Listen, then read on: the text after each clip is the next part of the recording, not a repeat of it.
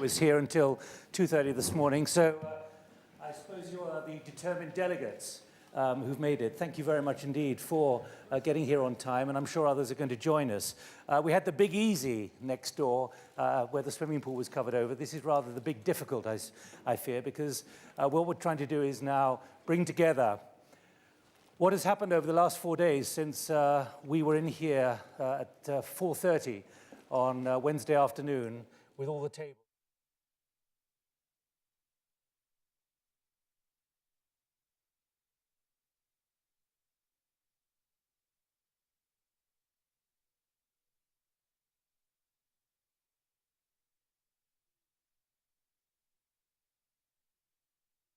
Has got to, and that has been tracked very significantly over the last 4 days. And what we want to try and do is capture in as precise a way as possible, despite its imperfections, where we have got to. Can I just remind you what the question was on Wednesday? Is it up there? I don't know if we're going to get the graphic, but it was what questions demand a creative response? And we ended up with a matrix, which we honed over 2.5 hours. And let me just remind you where we got to on the 5 main areas which had been identified in advance: on China and India, on the economic landscape, on future jobs, new mindsets, and regional identities. We're not going to go into all this in detail, but use that as a benchmark and an anchor against which to judge some of our comments and discussions this morning in all those 5 areas. We'll hear more from Jed in a moment. And just to remind you where we hope to get to by today, to move on to the next slide, please. We were starting on Wednesday with the brainstorming. We've got that out of order. Never mind. We'll come back to that with Jed in a moment. We wanted to get to today, and we wanted to get it clear as to what kind of ideas could be captured. Let me go to Jed now immediately to pick up on that graphic which is up there. Thank you, Nick. Well, welcome. I think we've got quite a busy couple of hours. There's a bit less than that ahead of us. What I'd like to do is to very, very briefly run through the last few days, some of the highlights, and also to give you a sense of what we've picked up and how we will pick up some of the matters going forward. If we could just have up the forum sub-themes. We had 8, as you remember. The umbrella, the creative imperative. 5 of them were explored in quite a lot of detail and noted as the challenges, and 3 as the responses. And in some respects, what we're going to talk about this morning will focus more on some of the issues, but also, I think, on the responses we need to consider. We've covered an enormous amount of ground. This is, I guess, virtually the 244th session. And in those sessions, we've covered material across the 8 sub-themes. If you want to know more, there are session summaries. You can look at webcasts, which are available on the forum website. The CEO series is accessible through ft.com. It's been monitored. A lot of very interesting material in there. So there's quite a good record of the ideas that have come out of this meeting. But I think what's true is that we always want to know what has been the action that's been relevant. But I think the starting point is very clear. It's what individuals take away, what individuals themselves choose to use in their own lives and possibly with others. More concretely, if I can have the next slide, there are a number of forum initiatives that have already begun to incubate, to develop within this meeting itself. And I'm going to give you, up here we have 5 of them, some feel for what they are. In the area of disaster and humanitarian relief, discussions of cooperation between forum companies and the United Nations. On hunger, a group of forum companies to work on hunger in Africa. On anti-corruption, extending the forum's anti-corruption initiative known as PACI into cooperation with multilateral institutions. multilateral development banks. Financing for development. Significant recommendations were developed on how international financial institutions can stimulate private investment. Fifthly, a serious exploration has begun of an alliance between UNDP, governments, and the Foundation to expand the development of PPPs, public-private partnerships. So these are a sense of the sort of things the forum can act as a platform for. Let me be very clear about how the forum acts. The forum is a coordinating organization. It provides leadership, and it's got a job really to incubate new ideas, which it puts in front of its members. And its members are free to choose in their own way what it is that they wish or not wish to be involved in. We provide, as it were, in the forum the menu, and it's up to our members to decide exactly what dishes they want to take. And within reason, we will try to help to put together all the elements so that the meal can be provided. If I can turn to the workflow of the meeting, coming out of the big debate, as you know, Nick showed it a few moments back, there were 5 sets of issues, in fact 11 critical questions that came out. The point, of course, is that this has been explored through the sessions, and there was a synthesis, a workshop yesterday afternoon, the Action Group workshop here that set out to identify possible actions. I view that workshop as a sort of incubator of ideas, new ideas which need to be worked through. If we could just have, as a reminder, those 5 areas, the questions around sustainable development and global integration, China and India.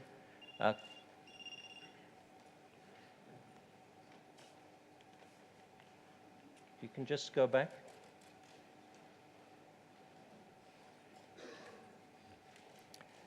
I'll just, if you can just go to the 5 areas. On the economic landscape, a particular emphasis on climate change, global imbalances, sustainable energy policies, global educational framework, accountability and responsibility and new mindsets, skill requirements, encouraging risk-taking, future jobs, and the Middle East and income disparities and regional identities. So what I'd like to do is now to pass over to Laura.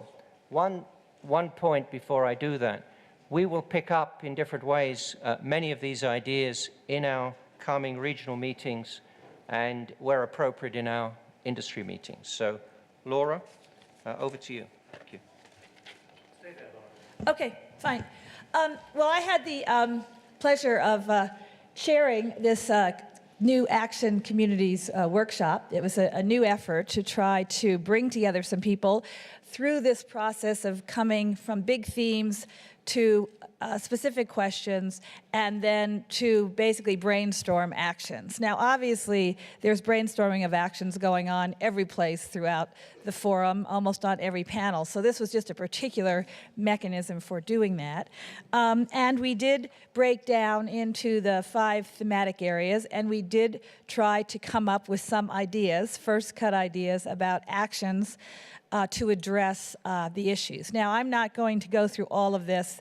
The forum's going to prepare going through all of the meetings, including that workshop, some of the action suggestions. But just let me give you a couple so you get a feel.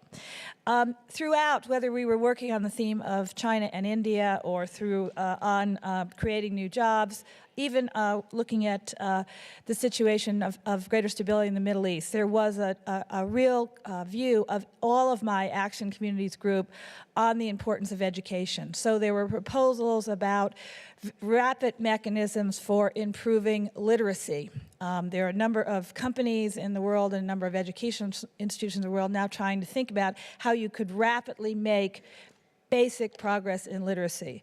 Focus on that. Focus on vocational education. Focus on entrepreneurial education. A lot of you that for many, many people in the world, it's going to be starting up something small, something family, something with a few friends. What can societies do? What's the educational component of helping entrepreneurs? We talked about how to possibly use, even more than used right now, the internet and technology as a way of enhancing higher education. There was a concept of college education on a CD. So there was a lot of emphasis on education. Another action area is a theme I heard throughout all the panels I was on, including this one, the need for flexibility.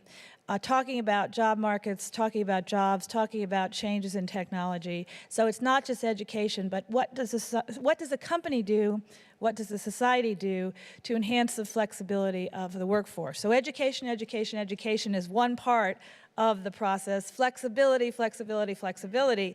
That's partly education. It's partly how you organize Social Security policies. It's partly pension policies and healthcare policies. So there's a lot of action items for public officials to enhance flexibility. I'll give you one other example and then stop, because it's just meant to be illustrative. There was obviously throughout much of the forum, and certainly in our initial discussion of themes, we were reminded we needed to come back to and stay on the issue of the environment. We also heard that through many of the keynote speakers, including President Clinton.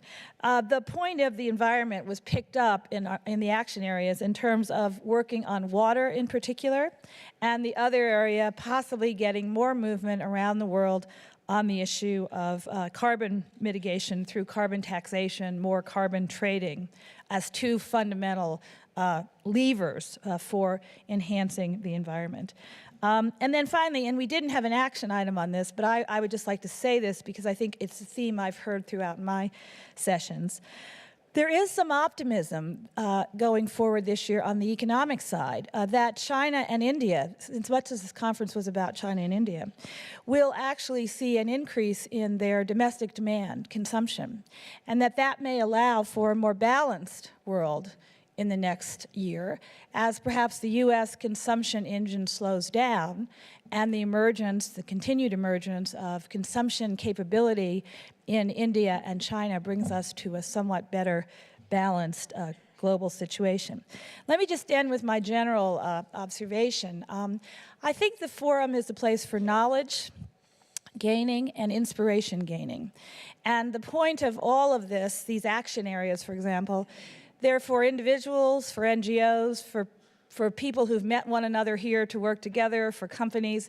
These are areas where we would hope people take the knowledge, take the networks, and take the inspiration they've gained and go out and get to work on these real problems. And I think people who choose to come to the forum are exactly the people who can go out and get to work doing them. So thank you very much.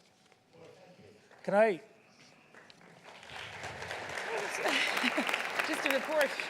Let me just underline for those of you who maybe weren't here during the 2.5 hours brainstorming on Wednesday afternoon, to underline that what Laura has just mentioned was reflected in the honing that went on. Just to remind you that, that how should China and India maintain sustainable development and preserve the environment? That got 30% support, by far the biggest on the emergence of China and India. And similarly, on the issue of education, when it came to new mindsets and changing attitudes, 40% said education was the critical issue. So what Laura has just mentioned is very much reflecting that. And one quick question, Laura. When Larry Summers sat up here and said you could say that the main thing we have to fear is the lack of fear itself, was there a feeling of fear through the workshop? You know, I don't think there was. No, actually, perhaps because these workshops were run by the young global leaders. They have huge amount of energy and huge amount of optimism, huge amount of enthusiasm. I did not actually, throughout any session that I was at, whether it was those or others, actually pick up a kind of lack of confidence in financial markets. I think we will hear in a few minutes from Jim Wolfenson. I think there is certainly fear and concern, great concern, about what is happening right now in the Middle East. But it wasn't the kind, Larry Summers had been talking about fear in financial markets and his concern about the complacency, about the dollar, interest rates, the imbalances. And I must say, although I think I would agree with Larry that perhaps there should be a bit, maybe we're all a little too optimistic. I still think I did not pick that up as a theme in the sessions I was at, no. Right, let's move on to three of the co-chairs who are up here on Wednesday to reflect not least on the issue of tangible ideas and tangible actions. Peter Brabeck, can I go to you first as Chairman and Chief Executive of Nestlé? Yeah, from my perspective, I think one of the, for me, most important speeches that I have heard, and I think it went almost under, was a speech of Kofi Annan, who addressed us, I would say perhaps for the last time in his actual position that he was. Because I think from my own experience, Kofi Annan left the World Economic Forum with a brilliant idea, which was the Global Compact. Why do I say that? Because I think the Global Compact really gives us a way how we, as members of the forum, can assume afterwards a responsibility and take some of those ideas that we are discussing here into action. I'll give you one example. When we signed up the Global Compact, the first thing we did, we went out to the world and started to discuss with those people on behalf of which we are talking here. So, between other things, I went to the northern part of India, and I sat down with the farmers in the Punjab, and we talked with them in the small villages about those subjects that we have been discussing before here. And what would you think? I mean, it was interesting. We talked about climate change, and it was not very high on their priority list, I can tell you. We talked about ozone layers, and it was not very high on their priority list, although it was very high on our priority list here. But on their priority list was one subject, which was vital to their life, and that was the water. And the water table's falling down, and they had to drill every day more down in order to be able to create food and to sustain the life. And it was out of this experience that then afterwards we started to do as a company. We started to assure and started to help them to drill wells. We found out that we had to drill them every year deeper and deeper down because the water tables were falling so fast. We learned that just drilling a well in a village was not good enough because there was no maintenance. And we turned it around, and we went to the schools, and today we are drilling the hole and we're building the well, and we build it in the schools, and we ask the teachers to teach the pupils about the value of the water, and we ask the pupils to take care of the wells. So what I want to show you is that I think sometimes we are not translating it, assuming what we are discussing here in very general terms into action, which I think would then really reflect the spirit of Davos. Sometimes I get the feeling we are just either saying, well, it's now up to the forum, you know, to take the initiatives. I don't think so. I think what Laura was saying before, I think the forum is here in order to help us to find out what are the main issues, what are the different point of views on the initiatives. But the real issue afterwards to say, no, it's up to the forum to act, I don't think so. I think it is up to us to act afterwards individually, to come, take what are the issues that are the most relevant, and then afterwards do something about that. You're saying there's a disconnect, are you, Peter? Yeah.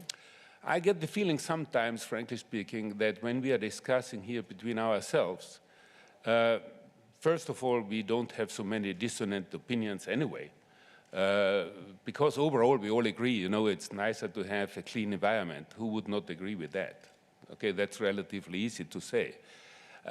We agree that there are regional tensions. We agree on there are positive and negative effects of globalization.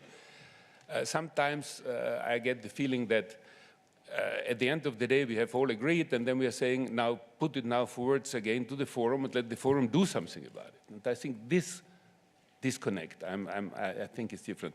And you feel that very much if you go to the open forum, you know? I mean, the open forum is completely different, because in the open forum you have immediately confrontation just by the fact that you go in there, okay? Because those people, they don't look at you very favorable, and they will immediately confront you, and it's not very comfortable. But at the end of the day, you know, we got the water issue in the open forum, And we came to the conclusion, which was a big surprise for the Open Forum, and it came from an African who said, you know what the biggest problem with water is in Africa? That the price is too low, or that there is no price, which was, of course, a big surprise for the NGOs who were saying water is a human right, my friend, and you should not be allowed to have a price on it. And the gentleman from Africa said, you are all wrong. The reality is that because it has no price, it's being overused by the rich and is not used by the poor. Now, that was changed. Now, I think that's why I'm saying, I think each member should pick something up out of this and then become very concrete in his own action. Right, let's pause on that for the moment. A lot of other issues to come up as well. Mukesh Ambani, Chairman and Managing Director of Reliance in India. What has captured you from the last 4 days, and has the brainstorming worked on issues which you felt on Wednesday sitting here were critical? On Wednesday, and the theme that we started with was creative responses really to create a more balanced world. And what Larry started off with, hope and fear, I think struck me. And over the last 4 days, external events have increased fear. And I'm sure Jim Wilkinson, being here, will go through it in terms of while we were at Davos, what happened in the world. Within our own interactions, there is, the way I look at Davos and is that this is a continuous melting pot of ideas. It's a melting pot of interactions, and on the theme of creating a balanced world, I think that from a personal point of view, the take-home has been enormous. I think that across all the 240-odd sessions that we had, there is clear understanding and recognition that this is an imbalanced world. And I think that there were lots of concrete ideas. There was the recognition of the development divide, and at least alternate paths in terms of how we can approach the problem. And as Laura said, it's for, and the way I look at WEF or Davos is not only for its members, but with the communication revolution, it's really for the world. And the world through the media respects what comes out of this. And I think that what we are now offering is ideas and thought processes which can then be taken on and which can then find consensus either among nations, alliances of nations, individual countries, or individual companies who are members or people in civil society as a whole. And I think that some of this that we achieved in the trade society, in the trade sessions, the digital divide, the trade divide that we have, the education divide that we have, all of them, we've got excellent inputs to create a more balanced world. On a personal note, I was very happy to see that India has now reached an inflection point in the mindset of people. And the Sorrell yesterday just proved that not only is India willing to engage with high energy with the world, but the world's willing to engage with India. And in that sense, we are really at an inflection point in terms of changing the world. But picking up on what Laura and her workshops were emphasizing, what she's talked about with education and environment, very much reflecting what happened here on Wednesday and what Peter has just said about the water table in a country like yours in India.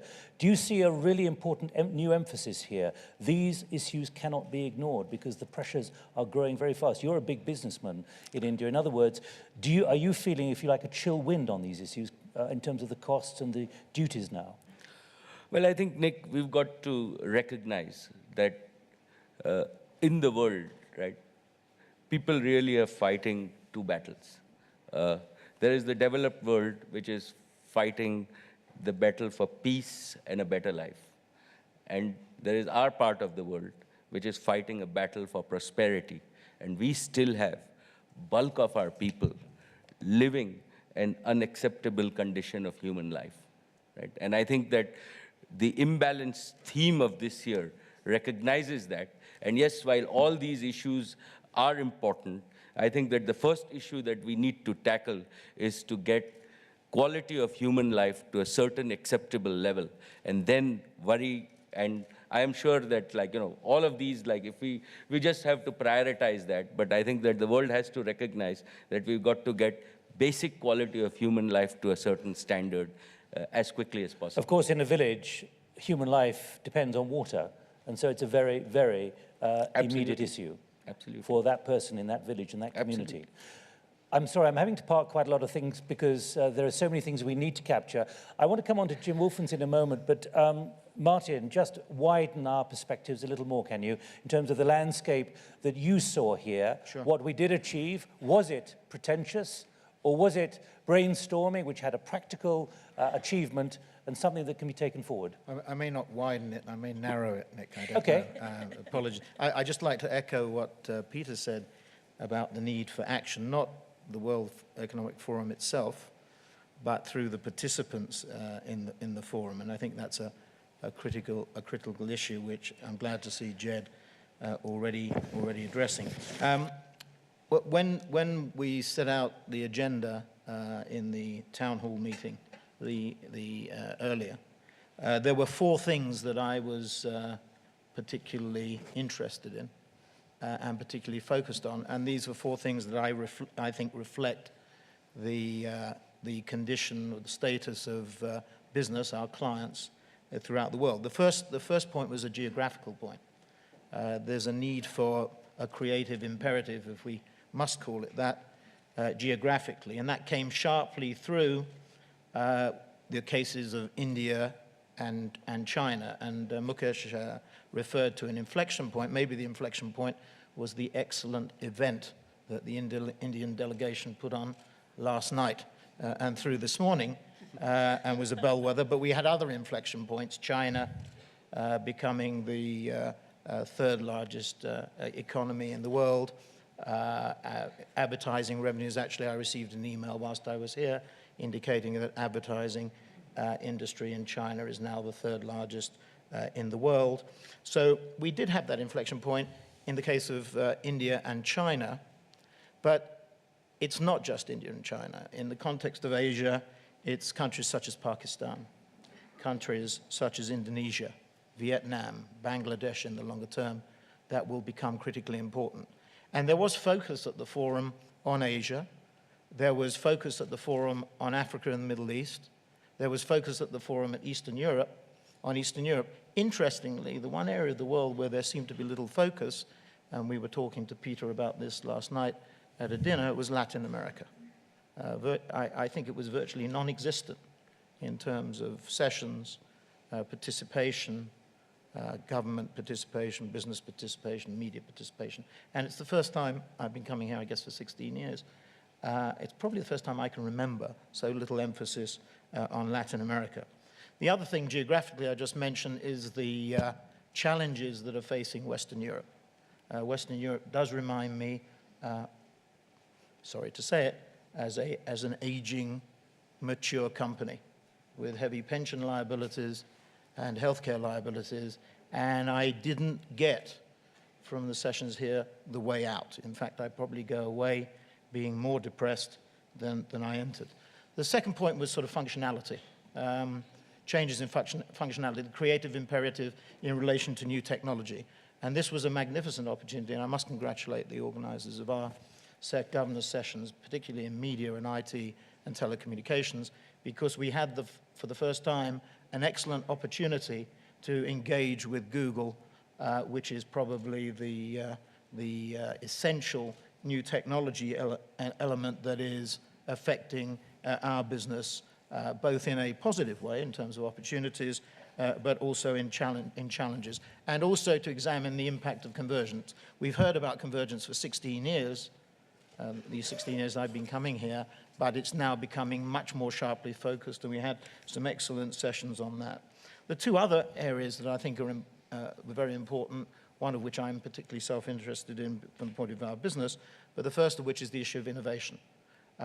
In order to compete in this through the creative imperative, there are two things, innovation and branding.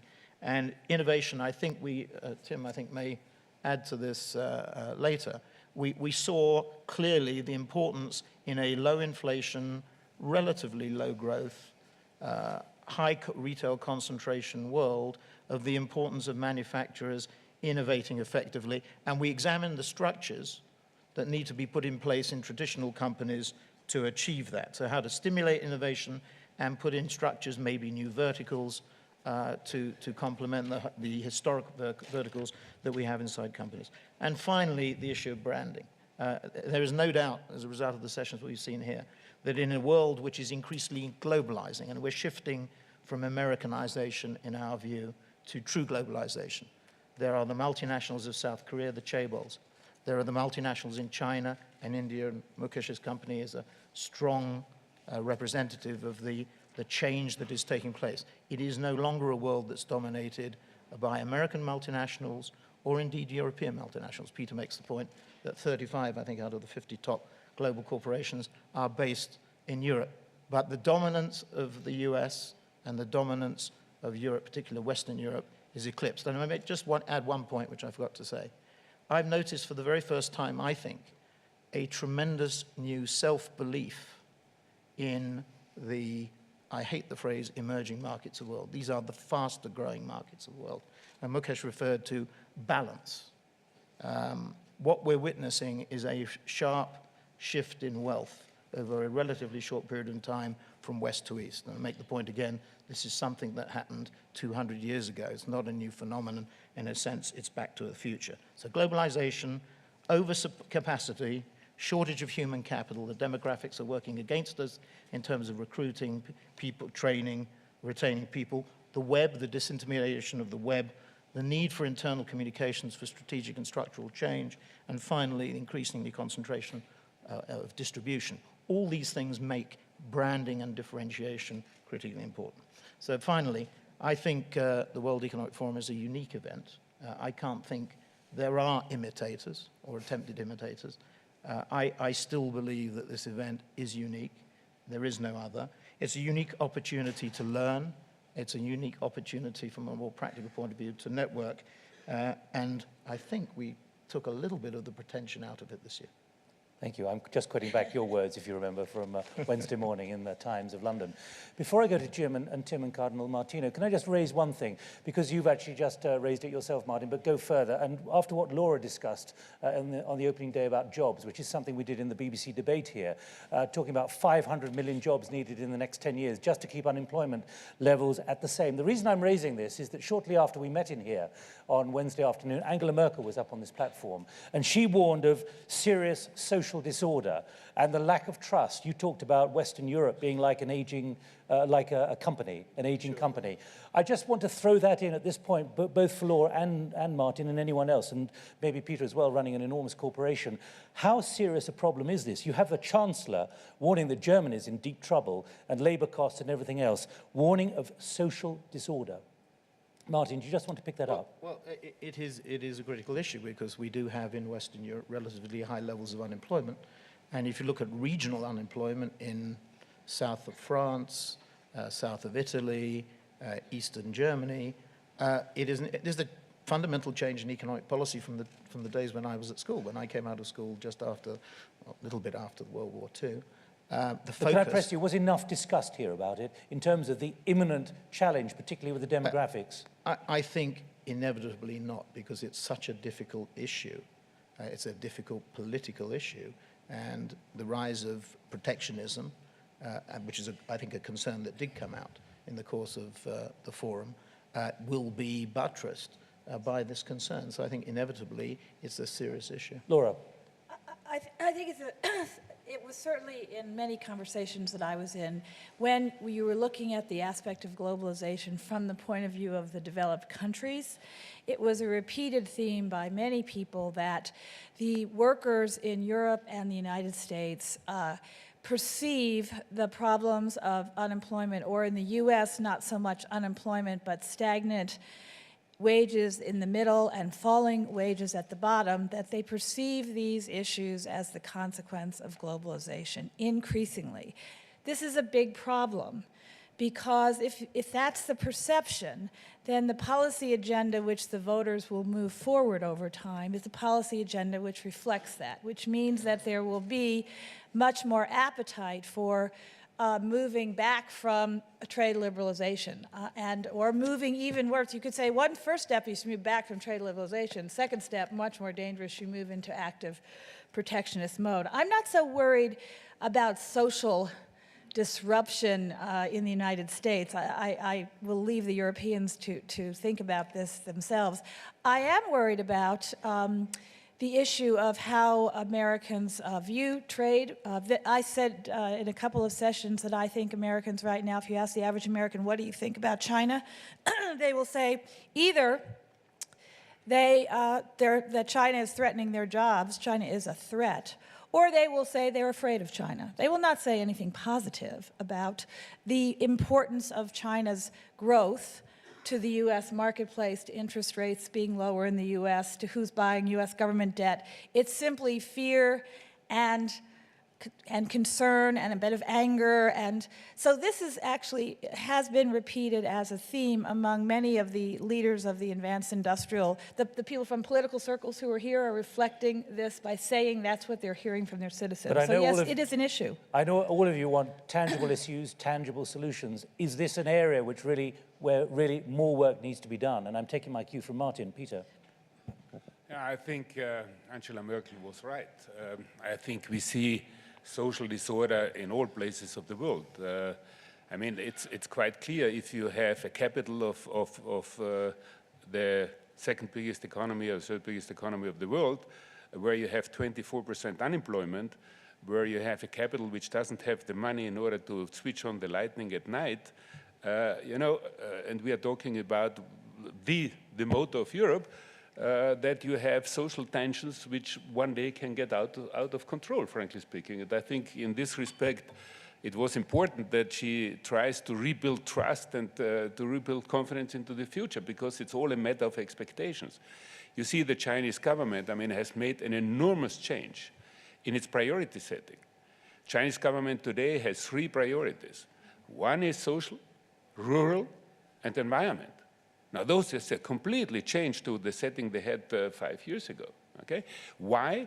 Well, because there were about 70,000 strikes, more things which nobody talks about, which is basically social disorder, which has started to erupt in China, and they are acting very rapidly in order to put priorities and try to keep this under control. And if you go to the real aspect, which is the aspect of the Muslim world, it's all about social disorder. It's all about that the expectations, we are not able to fulfill them. And if you have almost 1 billion of people who have no trust in the future, and well, the result is you will have a high level of social disorder. So I think this aspect, which he just painted very roughly for Europe, I think you will find that all over the places. And I think the result of that, you see it in Latin America. If we do not tackle that early on, the result will be that you will see populist regimes coming back. Right. Quickly, Laura, before I move on to Jim and Tim and a very short observation. I think that there could be more maybe next year. One way this is showing up in the advanced industrial world is on the issue of immigration. And the one way in which globalization has never exceeded the last peak, which was at the beginning of the 20th century, is the movement of people across borders as a share of the global population. There's a lot of immigration, anti-immigrant sentiment. We saw it in France. It's rising in the United States. That's one way this plays out. So really probably not enough done on the jobs issue here. Jobs and migration. Okay. Jobs right. and, Jim, can you give us a reflection on what we were hearing about the stresses that have really emerged during these discussions? I will open it up when we've heard from everyone else. But what is your view of how much this is underpinning and is there as a shadow over much of what we've been discussing? Well, I think, first of all, one has to acknowledge that the issues that have been raised are issues of a paradigm shift in our planet. We're moving from 6 billion to 9 billion people in the next 50 years, and all but 200 million are going to the developing world, hence the focus on China and India and the rebalancing. We're also looking economically at an $8 trillion economy in the developing world, growing 7 to 8 times in the next 50 years, and the rich world growing 2.5 times. These are dramatic shifts, even without changes in purchasing power parity, that really underlie everything. We are going through a phase in our planet that we've not known before. And for most of the people of my generation, we always thought of the rich world and the poor world. We've got to readjust that too. The world is changing around us, and the issues of economics, poverty, social that we've raised are, of course, the key issues that we need to address. I think you asked, Martin, in terms of what was raised about the current issue. I'm currently involved in the last 4 days in the issue in the Middle East, which is getting a great deal of attention. The victory of Hamas, the uncertainty which there is in the future of Palestine and Israel. But that is a tiny issue. That is 10 million people out of 6 billion on the planet. And yet it is getting a tremendous amount of focus, and will get a lot of focus. And you can easily wipe it off by saying, look, there are 5 million Palestinians and 5 million Jews, so to hell with them. It's not worth worrying about. But in fact, it is an epicenter of political confrontation. And you have 1 billion plus followers of Islam, which has divided itself within Islam. And you have also the issue of natural resources in terms of oil, and a possible intervention and a fractioning of the whole picture there because of some extremism that we find. So I think this year's meeting is really at a very interesting moment. We've talked about India and China, about the global shifts, which are hugely important. Come back on environment, we've come back on the traditional themes here, but at the side of that, what surprised me was that we were sitting in Davos without really a recognition that there are political winds going on, very challenging in terms of confrontation. And the current one of this minute is in fact the confrontation and the readjustment of Hamas, Fatah, and Israel, not because I say it's just 10 million, but because it is, if you like, symbolic of a confrontation which may turn it all upside down. And so I think of the 5 themes that were there, there may be a 6th, which is the leverage point of violence and of confrontation, and which will affect not just the 10 million people. It has an impact on oil, has an impact on stability, and brings to the fore the issue of Islam and confrontation. So I think we should just have that little shadow in the back of our minds when we're neatly looking at the issues that come out of Davos, because there is this thing at the side which could be rather turbulent in terms of its impact. Did you see enough changing of mindsets, or an acceptance that mindsets have to be far more flexible, which is something which came up time and time again on Wednesday? Well, you know that I ran the World Bank for 10 years, and one of my greatest challenges was to get people to understand that the world was changing around us. What I was pleased to see this year is that China and India were central. It is 40% of the people on the planet, and they've not had the central focus that they got this year. And it wasn't just the food last night that was given to us, it was a recognition that this is a deep culture, an amazing country, and we've also talked about China. So the mindset of those of us from the developed world really needs to be turned on its head. The challenge and the prospects of entrepreneurialism, of investment, of economic growth in those countries is the place that we should be really addressing our attention. And the last thing I'd say is that the world is not a 2-speed, it's now a 3-speed world. And the issue that we have to also be deeply concerned about is the continuing issue of poverty. We need to be thinking of Africa, which also didn't get a tremendous amount of attention. And we need to be thinking of course, also portions of Latin America, where the issue of indigenous people and the issues of poverty are themselves creating tensions that need to be addressed. So I don't think that we are yet, in answer to your question, adequately rebalancing our focus in terms of the trends that there are in the world. But quickly, Africa, particularly poverty, in your last months and years at the bank, you were hammering that time and time again. If we don't have it on the agenda here, does it slip out of the public vision of the necessity and the urgency of what has to be done? Well, personally, I think it's tragic that we have 600 million people that will grow the next 25 years to 1,200,000,000, and it's hardly mentioned. I think it's. I don't think it's sensible for us. I also don't think it's morally right.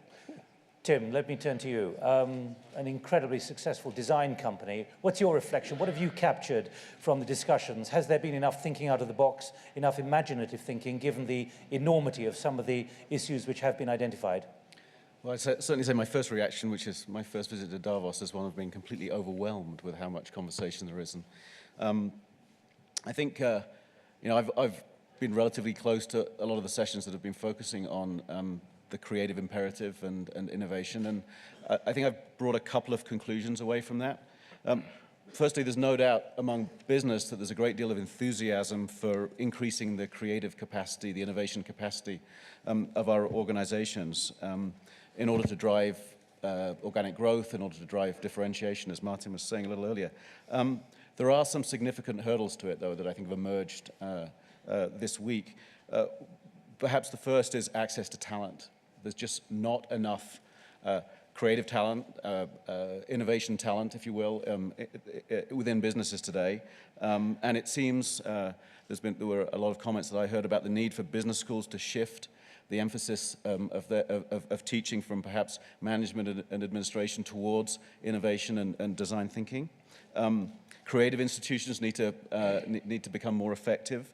One statistic that I heard, which I thought was quite interesting in terms of the focus on China and India this year, was that while North America produces 4,000 designers a year, China is currently producing 200,000 designers a year. And I think that might indicate where competitiveness might be coming when we look 10 years down the road, when those designers are being effective inside companies. We also have a lack of objectives and metrics for innovation within companies. We're not sure what we're trying to achieve and whether we're actually achieving it, and I think that's something for business to work on. And we still have many cultural and procedural antibodies within our organizations that are preventing us kind of promoting creativity inside our companies. We're uncomfortable with uncertainty, and often innovation and creativity is always all about being uncertain and taking risks and trying new things.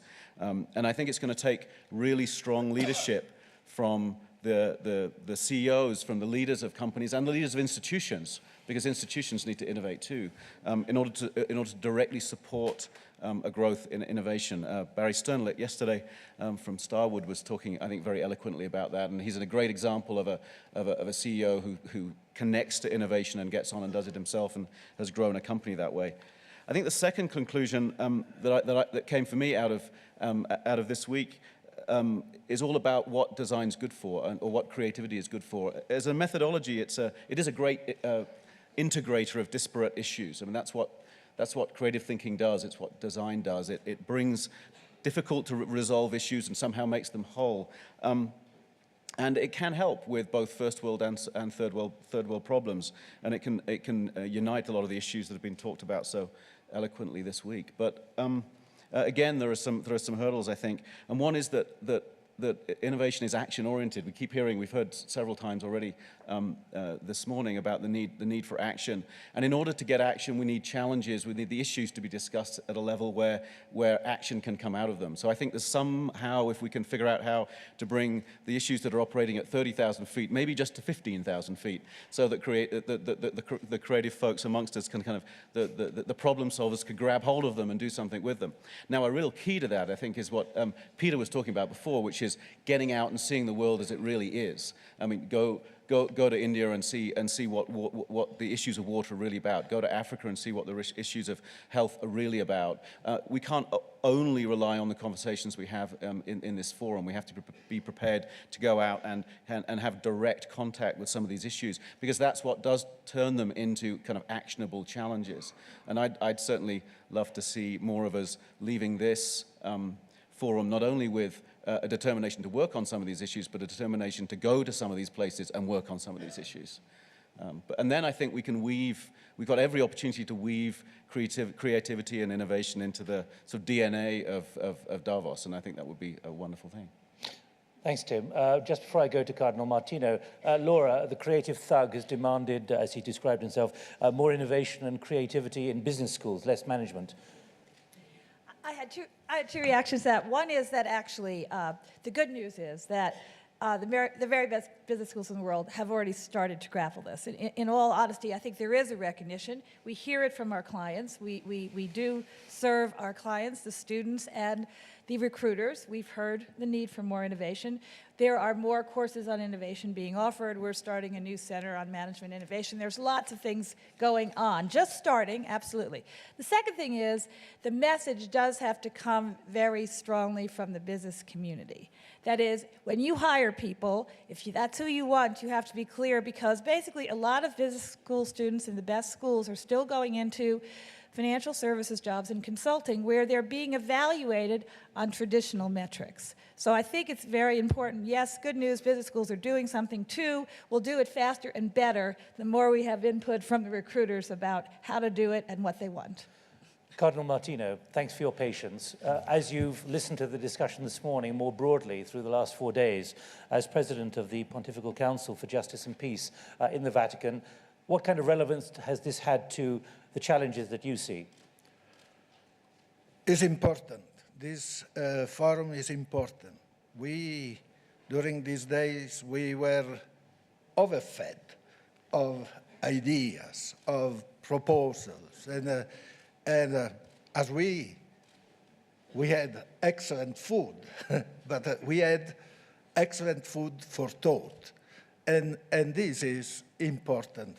As Mr. Brabeck said, we have to bring to our own places and make fructify these ideas. In my experience here, participating to meetings and from reading the themes of the more than 250 meetings you have had here in Davos, I see one need. I saw it urgent in the meeting on illicit economy, where we discussed about counterfeiting, about piracy, and more than anything else, the trade of human beings, the trade of arms, etc. These are illicit economies, illicit economics. But I think that the subjacent need is for ethics. Ethics everywhere, because economy is not an abstract thing, is an action of human beings. And human beings have to respect that natural law that is imposed on everybody of us, whatever creed we profess. And this is important. And I want to quote the Pope in his recent encyclical, God is Love, speaking about the state. He says, the just ordering of society and the state is a central responsibility of politics. And now he quotes an African bishop of 16 centuries ago, St. Augustine, who said, a state which is not governed according to justice would be just a bunch of thieves. And this 16 centuries ago, but he was speaking about the state, but any human agglomeration needs to obey to ethical principle. In the market, the profit must not be the only law, for instance, because the market, the profit is the motor who moves the market, and we recognize that, etc. But every businessman must take into account what is at the center, is the worker, the human being who contributes to his or her wealth, and so the humanity. And just to bring an example of the necessity of ethical principles. And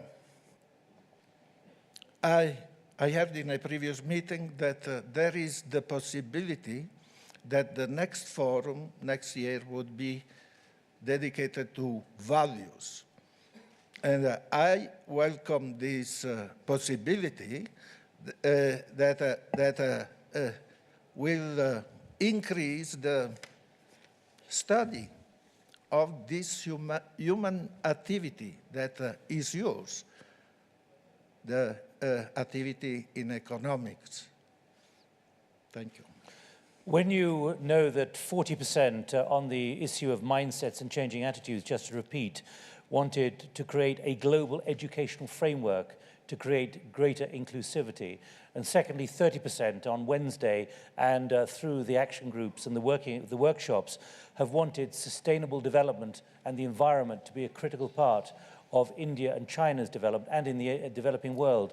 Does that match your aspirations for an ethical and moral values? Absolutely, but to education, I would add the other priority, health. Health is needed. I'm visiting, going around the world, and I visited the smallest village where there is no possibility of not even take a pill against the cold or whatever. There is no possibility to give to the children that inexpensive envelope of salts in order to stop the diarrhea, which is a curable disease. We know that 12 million of children die every year, or of hunger, or of curable diseases. So this is one of the priorities that should be put also. Education, of course, because if you don't educate people, they cannot be the protagonist of their futures. And so this is important. And of course, sustainable development, because everything must be in the frame of keeping the environment safe, because we are not the owners of the environment. We are the custodians, the stewards, and because the creation, as we call in religious terms, the creation is a gift, but to be transmitted to next generations. Okay. And we many times we do all our best to make it worse. Cardinal, thank you. Klaus Schwab will be here to close the meeting, the annual meeting, in about 15 minutes. Would any of you like to come back and offer your own thoughts about, we've tried, as I say, to capture some of the themes, some of the ideas, and I'm sure many of you have got different or diverging ideas, or you've seen other things which maybe we haven't reported back. Please, the microphones are here. Let's be quite brief, can we? Because my job is to capture as many of these ideas. There is someone taking notes, one there, and a microphone over there at the back, please. Here, over there at the back. No, they're over there. Okay, good. Please, first here. Could you all introduce yourselves as well? My name is Sabri. Keep going, it'll arrive. My name is Sabri Saidam. I'm the Minister of Telecom in Palestine and IT. I always feel that we're targeting the arteries rather than the heart. And I often wonder as a Palestinian, if the problem of the 5 million Palestinians and 5 million Jews, as James Wolfenson had put it, is resolved, will the world be a better place? The answer is yes. If people are connected to the internet, and indeed the world is turned into a global village, will it be a better place? The answer is yes. If people around the globe how to earn their fish rather than being given the fish, would it be a better world? The answer is yes. I often feel that we should always consider empowering people and should always address fixing the heart rather than worrying about the arteries. Thank you. Thank you. At the back. It's there. Yes, okay. My name is Ilona Kickbush. I'm the chairperson of the St. Gallen Conference on Demographic Change. I'd like to raise 3 short issues. One is I do believe we need at Davos to look more at the consequences of demographic change, which is obviously not just an issue in our part of the world, but is rapidly happening in the developing countries without the infrastructures to respond to it. The second, which is partly related to that, is to deal with health in a broader way. We still, I believe also in terms of the health governors, see the pharmaceutical companies as the health companies, but increasingly companies like the one of Mr. Brabeck are the health companies of the future. It's linked to what we eat, it's linked to what we drink, it's linked to a lot of very important issues, and the market for health information is one of the largest markets in the world, and I wish we would discuss that more. And third, I did miss women here. I know the forum is trying hard to involve more women, but as we discussed in the forum on innovation, I believe a lot of the creative imperative might be with a group that is still underrepresented here, and particularly women from developing countries who have just done extraordinary things to change their world and to change the situation of their people. Thank you. Thank you. I don't know if there's anyone from the forum who can reply to that, but Mary Robinson did tell me that something has been agreed on more women's representation here. I don't know if anyone wants to confirm that, but it was one of those many conversations. Who else would like to speak? One here. Could you put up your hand and then get the microphone to you? One more there as well, please. Judy Hill, Rocky Mountain Institute, United States. I'd like to see a basic shift in our conversation. I'd like to see that shift from we should talk, we should, to I will, I can, this is what I'll do. I'd like to hear more of that from each of us in our thinking and our speaking. Thank you, Judy. Here. Pierre Tami, social entrepreneur in Cambodia, trying to start for-profit businesses for vulnerable women and trafficked women. I left Davos last year and this year very excited about the prospects as I try to implement new creative ideas to create more jobs and more businesses.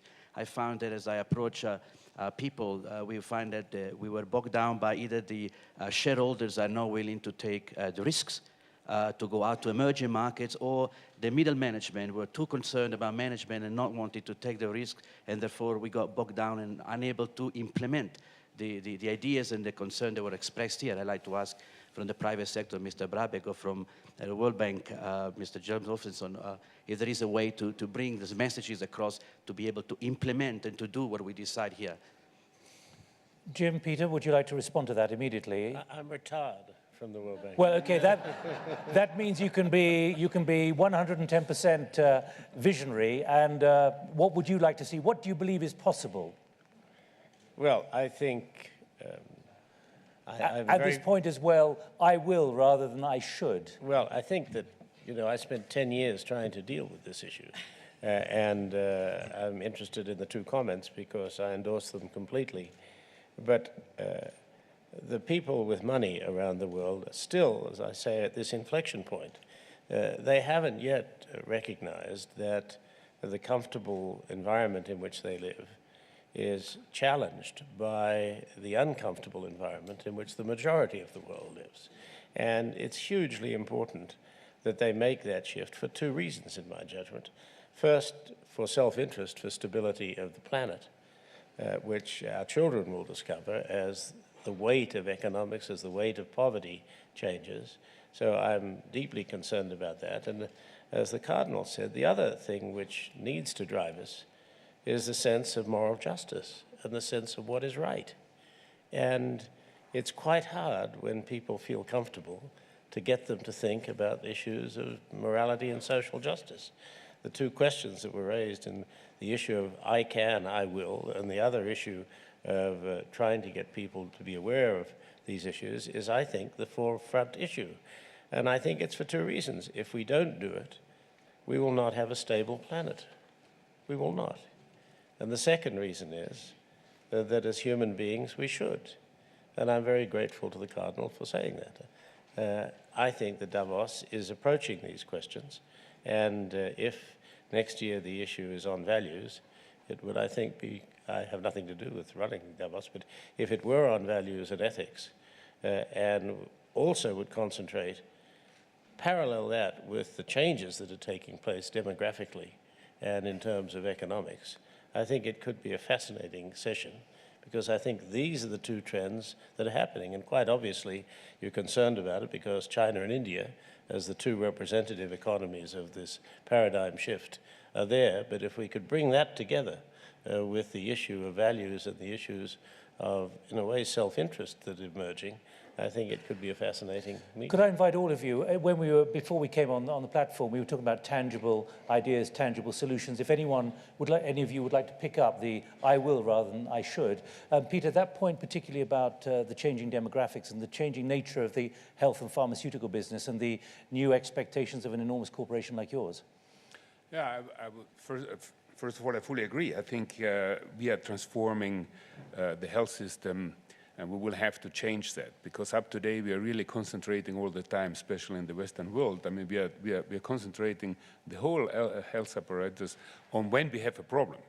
I believe more in the Chinese medicine, which is much more a holistic one. We should do preventively so that we don't get the problem. You know, in China you pay a doctor as long as you are not sick. And once you are sick, in the old good Chinese culture, once you were sick, you didn't pay the doctor anymore, he took care of you.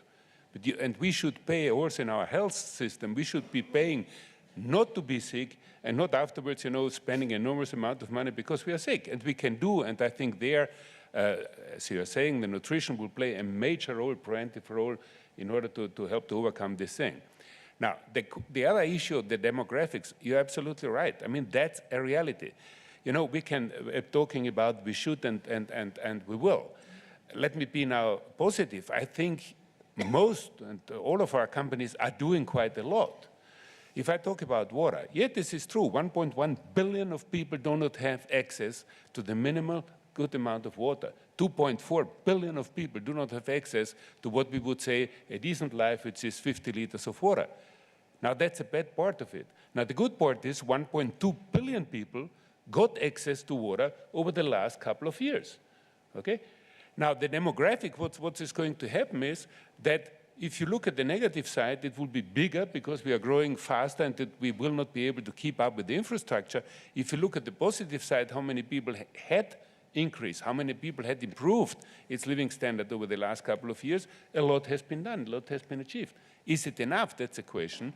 And how can we really run behind the demographic changes that you were mentioning? That's a real question. I think this we can discuss perhaps next year more in detail. But I think I can talk as much about what has been done, and I think this commitment about I will, that what my first reaction was. I think we should make a major commitment, but we should then also talk about what we have achieved.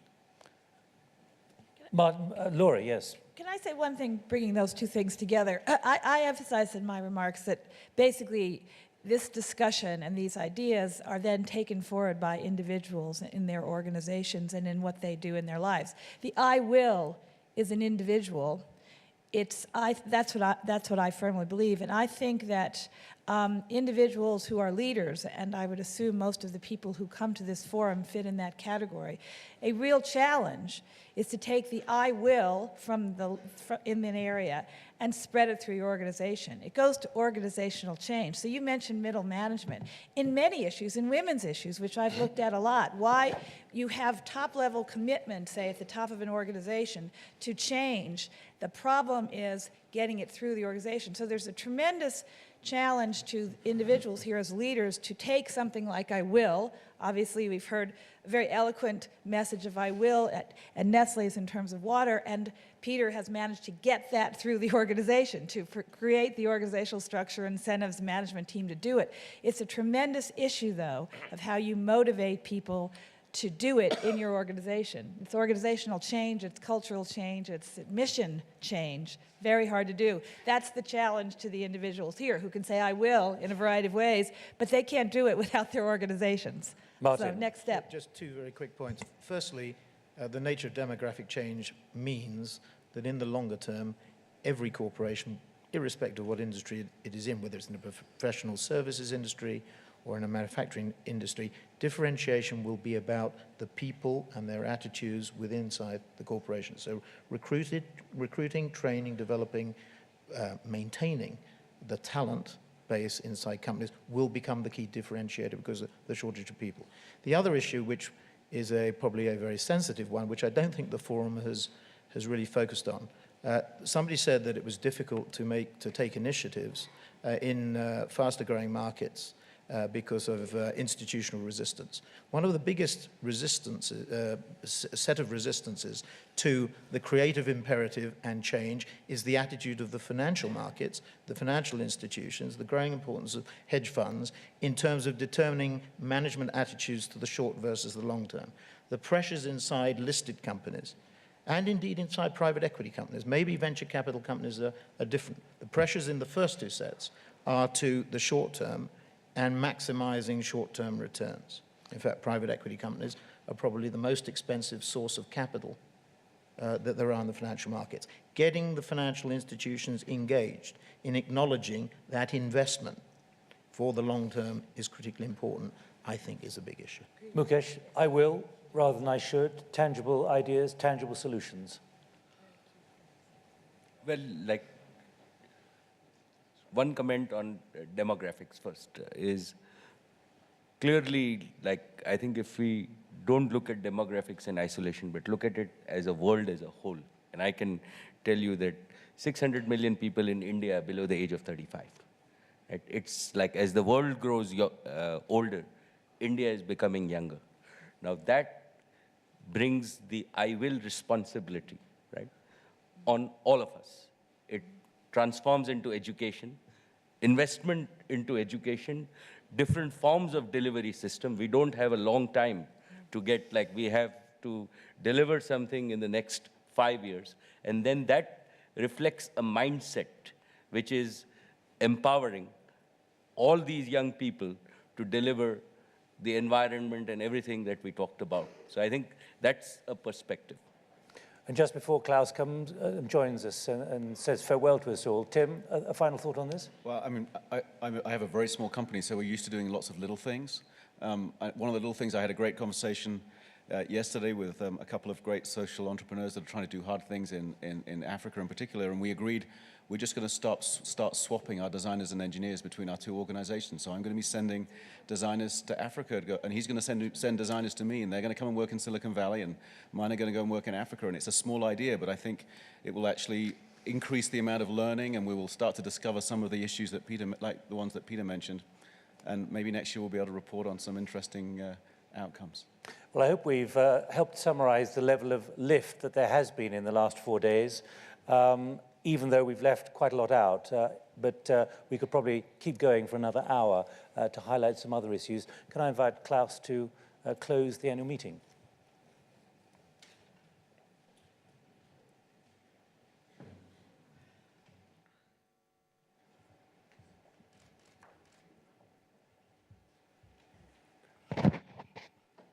Thank you very much, Nick. It would be presumptuous to provide you with a summary from my point of view.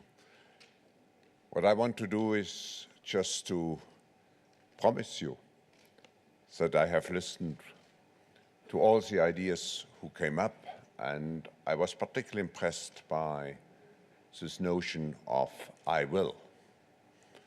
That's what the purpose of this meeting is. It shouldn't be I will, as Peter Brabeck said, but you should. The forum will provide platforms for collaborative efforts, and I think a number of initiatives have been newly taken or enhanced during this meeting, which will have a tangible impact. I think the notion of change of paradigms will accompany us next year again, and here the integration of more unusual communities is a very important factor. The social entrepreneurs were mentioned. I think they can provide us with a lot of input into our thinking. And I would particularly highlight also the young global leaders.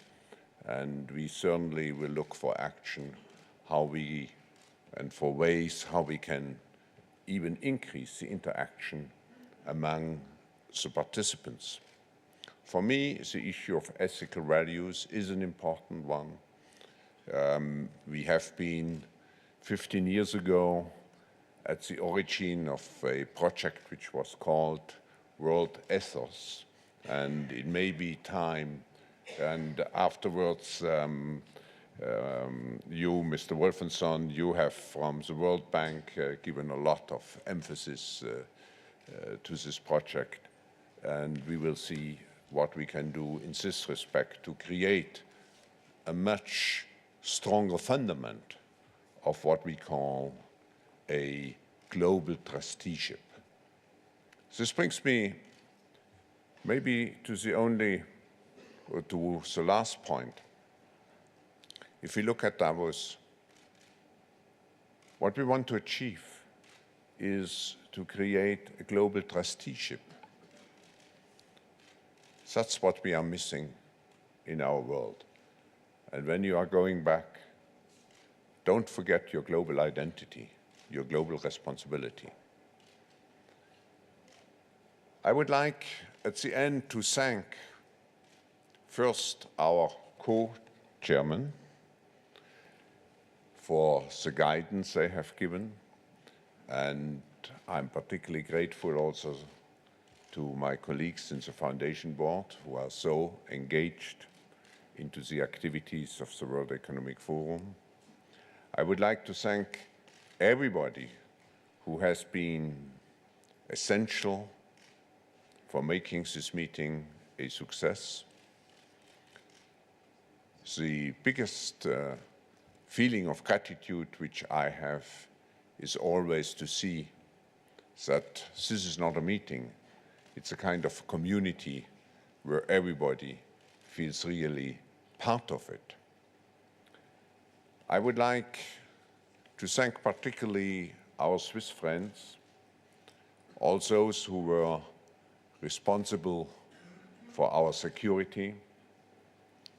They have done an excellent job under sometimes very difficult conditions at -20 centigrades at night to be outside.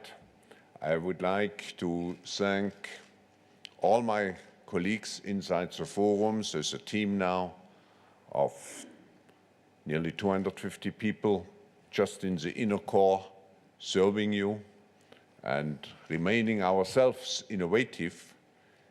We will, in the course of the next 12 months, open a location in Beijing and one in New York.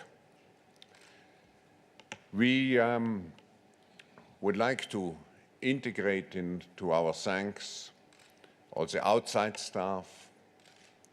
And it's difficult for me to mention any person, but I would like to mention 3 people particularly because they were relevant, so much relevant to the program.